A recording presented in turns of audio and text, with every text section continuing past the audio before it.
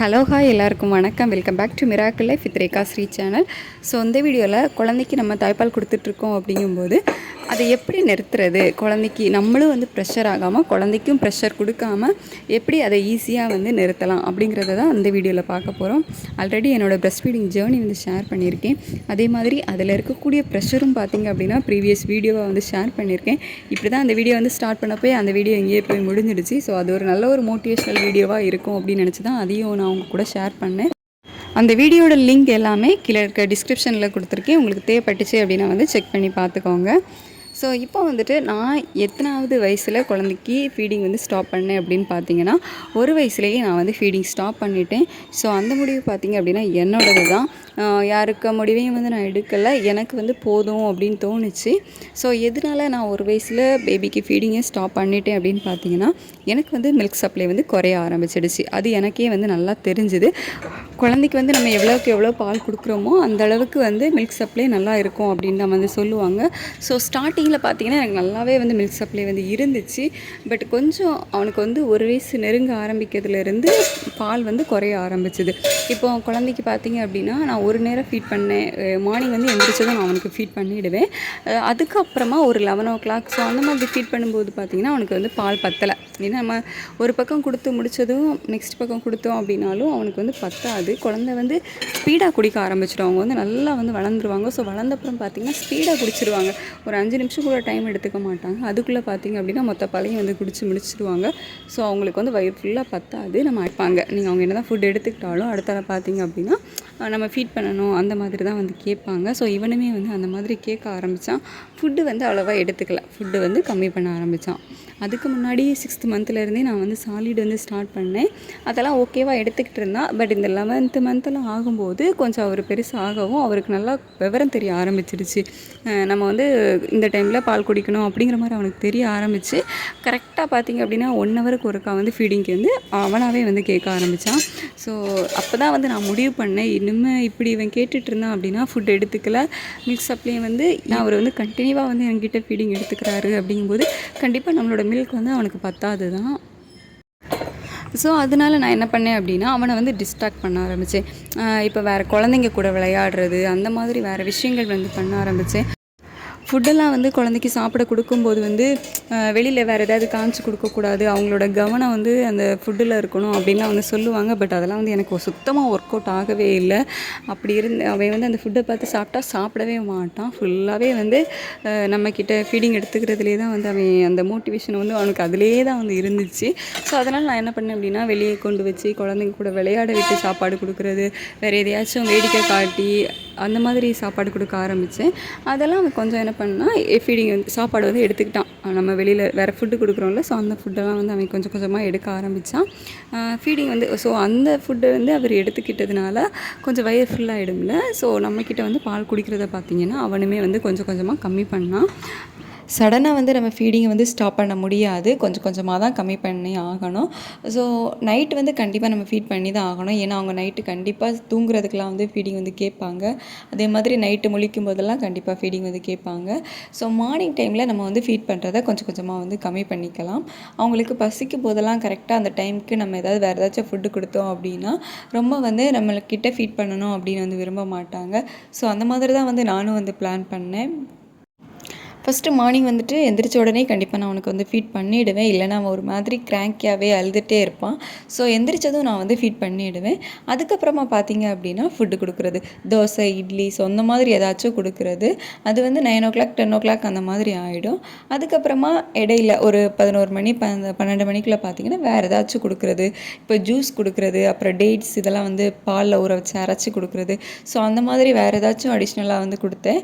அதே மாதிரி கரெக்டாக 2 ஹவர்ஸில் வந்து அடுத்த ஃபுட்டு மதியானம் வந்து சாப்பாடு, பருப்பு சாதம், அந்த மாதிரி ஏதாச்சும் ஒரு சாதம் வந்து பண்ணி கொடுக்குறது. அந்த மாதிரி அவனோட வயிறை வந்து எப்போவுமே ஃபுல்லாக இருக்கிற மாதிரி பார்த்துக்கிட்டேன். பட் இருந்தாலுமே ஸ்டார்டிங்கில் இது கொஞ்சம் ஒர்க் அவுட் ஆகாது தான். ஒரு டைமில் வந்து நம்ம கொடுக்குறத வந்து சாப்பிட்ருவாங்க. பட் ஒரு டைமில் கண்டிப்பாக வந்து ஃபீட் வேணும் அப்படிங்கிற மாதிரி வந்து கேட்பாங்க. ஸோ எனக்கு இந்த மாதிரி தான் வந்து போச்சுது. ஒரு நாள் வந்து அக்செப்ட் பண்ணிப்பான். நான் வந்து மார்னிங் வந்து ஃபீட் பண்ணேன் அப்படின்னா, அதுக்கப்புறமா ஈவினிங் தான் ஃபீட் பண்ணுவேன். ஸோ அந்த மாதிரி தான் நான் வந்து இருந்தேன். ஒரு நாள் அதை வந்து அக்செப்ட் பண்ணிப்பான். பட் இன்னொரு நாள் வந்து அக்செப்ட் பண்ணிக்க மாட்டான். எனக்குமே வந்து மில்க் சப்ளை கம்மி ஆனதுனால ரொம்ப எனக்கு வந்து பால் கட்டலை. இப்போது ஒரு 2 ஹவர்ஸ் 3 ஹவர்ஸ் கழிச்சு தான் எனக்கு வந்து கொஞ்சமாக பால் கட்டி அந்த இடம் வந்து வலிக்க ஆரம்பிப்போம். ஸோ அந்த வலிக்க ஆரம்பித்ததும் நான் வந்து ஃபீட் பண்ணிவிடுவேன். ஸோ அப்படி தான் வந்து நான் ஓட்டினேன். அவன் வந்து நம்மக்கிட்ட ஃபீடு கேட்கும்போது ஒரு சைடு மட்டுமே நான் வந்து ஃபீட் பண்ண ஆரம்பித்தேன். இப்போ லெஃப்ட் சைடு கொடுக்குறேன் அப்படின்னா அவன் வந்து என்கிட்ட டிமாண்ட் பண்ணுறான் அப்படிங்கும்போது லெஃப்ட் சைடு மட்டுமே கொடுத்தேன். இன்னொரு சைடு பார்த்திங்கன்னா ரைட் சைடு வந்துட்டு எனக்கு வந்து பால் கட்டி வலிக்க ஆரம்பிக்குது அப்படிங்கும்போது மட்டும்தான் நான் வந்து அவனுக்கு ஃபீட் பண்ணேன். ஏன் அப்படின்னு பார்த்தீங்கன்னா, நம்ம ஒரு சைடு வந்து பால் கொடுக்குறத கம்மி பண்ண அந்த பக்கம் வந்து பால் வந்து சுரக்கிறது வந்து கம்மியாகும். நம்ம ஃபஸ்ட்டு ஸ்டார்டிங்கில் எவ்வளோக்கு எவ்வளோ மில்க் கொடுக்குறோமோ அந்தளவுக்கு மில்க் சப்ளை வந்து இன்க்ரீஸ் ஆகுதோ அந்தளவுக்கு நம்ம மில்க்கை வந்து கம்மியாக கொடுக்க மில்க் சப்ளை பார்த்திங்கன்னா டிக்ரீஸ் ஆகும். ஸோ எனக்கு வந்து அது ஒர்க் அவுட் ஆச்சுது. ஸோ நான் அப்படி தான் வந்து ஃபாலோ பண்ணேன். ஏன்னா நமக்கு வந்து பால் கட்டி அந்த பெயின் வந்து ஜாஸ்தி ஆகக்கூடாது அப்படின்னு வந்து நினச்சேன். ஸோ ஒன் சைடு மட்டுமே அவனுக்கு வந்து ஃபீட் பண்ணேன். அனதர் சைடு வந்துட்டு எனக்கு அந்த பால் கட்டி அந்த பெயின் இருக்கும்போது மட்டுமே ஃபீட் பண்ணேன். அதுவுமே எனக்கு ஆட்டோமேட்டிக்காக பார்த்திங்க அப்படின்னா ரொம்ப பால் கட்டலை. கொஞ்சம் கொஞ்சமாக அது வந்து சரியாக ஆரம்பிச்சது. இது கூடவே நான் வந்துட்டு அவனுக்கு ஃபீடிங் பாட்டில் வந்து இன்ட்ரடியூஸ் பண்ணேன். ஸோ அதுக்கு முன்னாடி வந்து நான் ரொம்ப ஃபீடிங் பாட்டிலாம் வந்து கொடுக்கல. எப்போவாச்சும் தண்ணி கொடுக்குறதுக்கு மட்டும்தான் ஃபீடிங் பாட்டில் வந்து யூஸ் பண்ணிகிட்டு இருந்தேன். ஸோ அதுக்கு அப்புறமா நம்ம வந்து பிரஸ்ட் ஃபீடிங் வந்து ஸ்டாப் பண்ணுறோம் அப்படிங்கும்போது கண்டிப்பாக அதுக்கு ஆல்டர்னேட்டிவாக ஏதாச்சும் வந்து தேவைப்படும். ஸோ அதுக்காக நான் வந்து ஃபீடிங் பாட்டிலில் வந்துட்டு மில்க் வந்து அதாவது என்ன சொல்கிறது, இப்போ டாக்டர்லாம் வந்து சஜஸ்ட் பண்ணுவாங்கள்ல பவுடர் பால். ஸோ அதெல்லாம் வந்து நான் எதுவுமே கொடுக்கல. குழந்தைங்களுக்குள்ள செர்லாக் அந்த ஸ்டேஜ் 1 ஸ்டேஜ் 2 அந்த மாதிரி எதுவுமே நான் அவனுக்கு வந்து கொடுத்தது கிடையாது. இந்த டைம்லேயுமே நான் அதை கொடுக்காம அதுக்கு பதிலாக ராகி வந்து யூஸ் பண்ணேன். ராகியில் வந்து பால் எடுத்து ஸோ அதை வந்து காய்ச்சி கொடுக்குறது. அதுதான் வந்து ஃபீடிங் பாட்டில் நான் அவனுக்கு கொடுத்தேன். ஸோ அது வந்து நான் 6th மந்த் ப்ளஸ்லேருந்தே அவனுக்கு கொஞ்சம் கொஞ்சமாக கொடுத்ததுனால இப்போவும் அதை வந்து அக்செப்ட் பண்ணிக்கிட்டான். அவன் வந்து குடிக்க ஆரம்பித்தான். அதையுமே மார்னிங் டைமில் வந்து நான் வந்து பிரஸ்ட் ஃபீட் பண்ணுறதை கொஞ்சம் கொஞ்சமாக கம்மி பண்ணேன். ஸோ மார்னிங் ஒருக்கா, அப்புறம் வந்து மத்தியானம் ஒருக்கா, ஈவினிங் ஒருக்கா அந்த மாதிரி பண்ணிகிட்டு இருந்தேன். அதுக்கப்புறமா அவன் வந்து இடைப்பட்ட நேரத்தில் வந்து கேட்குறான் அப்படிங்கும்போது வேறு ஏதாச்சும் பண்ணி அவனை வந்து டிஸ்ட்ராக்ட் பண்ணேன்.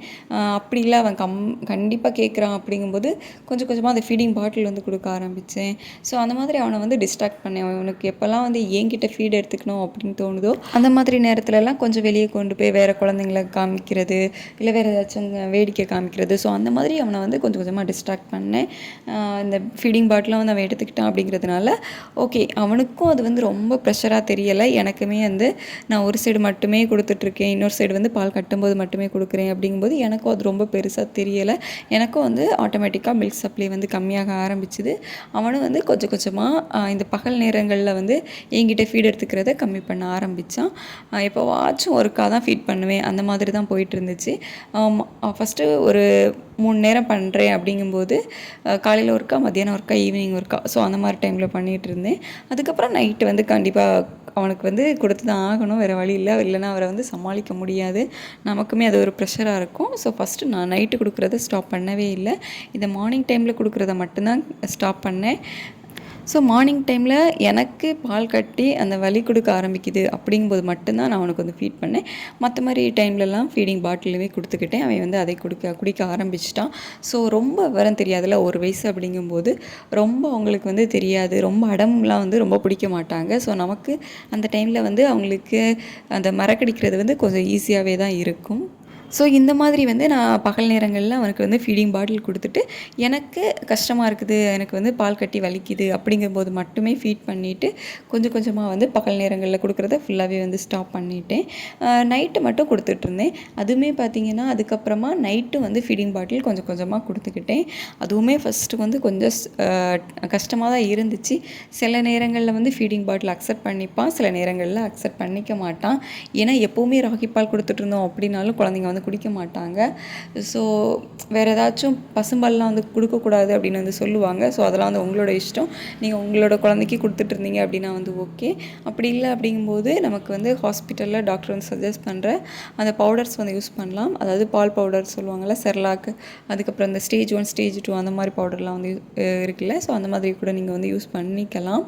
பட் நான் வந்து கொஞ்சம் மில்க் வந்து அவனுக்கு கொடுத்துட்டேன் ஆல்ரெடி. பசும்பால் வந்து குழந்தைங்களுக்கு நிறைய கொடுக்கக்கூடாது அப்படின்னு சொல்லுவாங்க. பட் எனக்கு வந்து ராகி பால் பதிலாக ஆல்டராக எனக்கு பசும்பால் தான் கொடுக்கலாம், ஓகே கொஞ்சம் கொஞ்சம் கொடுக்கலாம் அப்படின்னு வந்து தோணுச்சு. ஸோ டர்மரிக் போட்டு பசும்பால் வந்து நான் அவனுக்கு கொடுத்தேன்.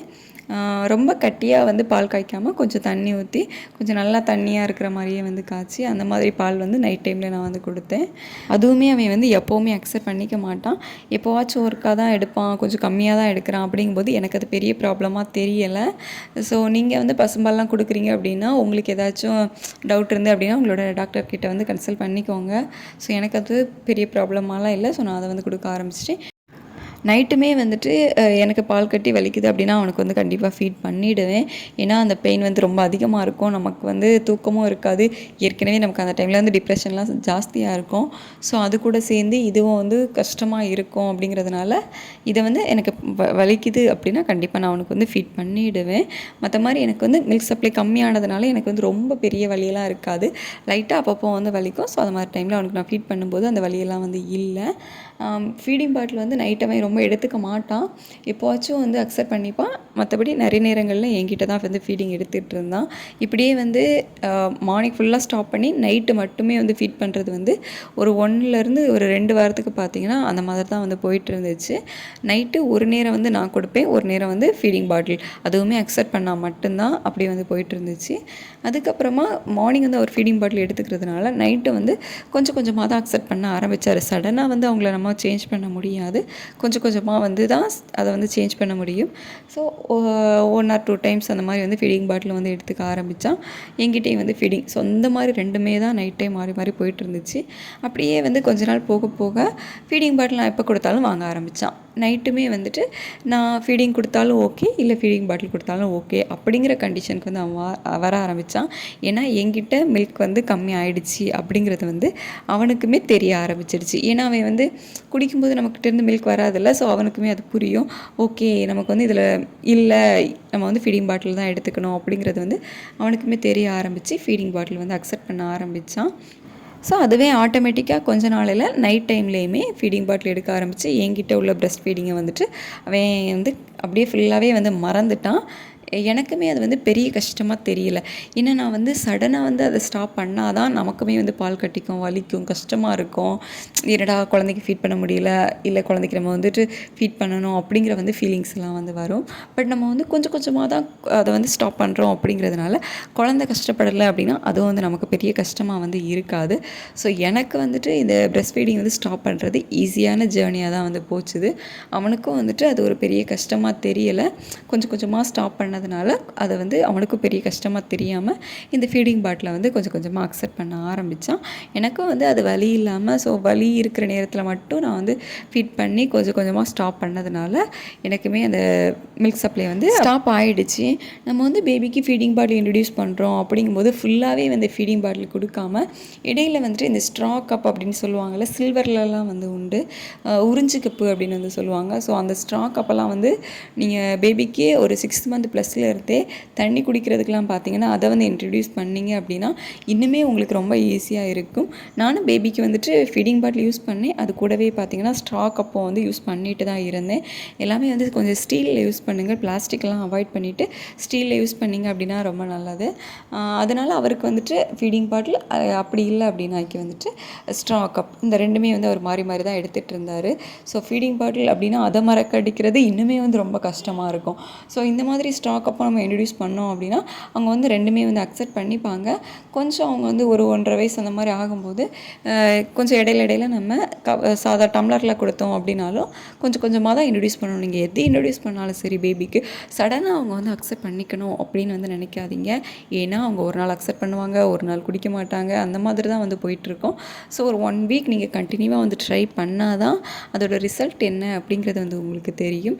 ஸோ எதுனாலும் கொஞ்சம் ஸ்லோவாக பண்ணுங்கள், உடனே சடனாக இது நடக்கணும் அப்படின்னு வந்து நினைக்காதீங்க. குழந்தைங்கக்கிட்ட கொஞ்சம் கொஞ்சமாக நீங்கள் பண்ணால் கண்டிப்பாக உங்களால் முடியும், ஈஸியாகவே அந்த ஜேர்னி வந்து போகும். இந்த வீடியோ உங்களுக்கு யூஸ்ஃபுல்லாக இருந்திருக்கும் அப்படின்னு நினைக்கிறேன். உங்களுக்கு ஏதாச்சும் இன்ஃபர்மேஷன் அடிஷ்னலாக தேவைப்பட்டுச்சு அப்படின்னா கீழே இருக்க கமெண்ட் செக்ஷனில் கமெண்ட் பண்ணுங்கள். பர்சனலாக என்கிட்ட ஏதாச்சும் கேட்கணும் அப்படின்னா மெயில் ஐடி இருக்குது, ஸோ அதுக்கு வந்து மெயில் பண்ணுங்கள். என்னோடய வீடியோஸ் உங்களுக்கு பிடிச்சிருந்துச்சு அப்படின்னா லைக் பண்ணுங்கள், ஷேர் பண்ணுங்கள். மறக்காமல் நம்ம சேனலை சப்ஸ்கிரைப் பண்ணி கீழே இருக்க பெல் பட்டனை கிளிக் பண்ணி ஆல் கொடுத்து வச்சுக்கோங்க. அப்போ தான் நம்ம அடுத்து போடுற வீடியோஸ் எல்லாமே உங்களுக்கு நோட்டிஃபிகேஷன்ஸாக வரும். இந்த வீடியோ இவ்வளோ நேரம் பொறுமையாக பார்த்ததுக்கு தேங்க்யூ ஸோ மச்.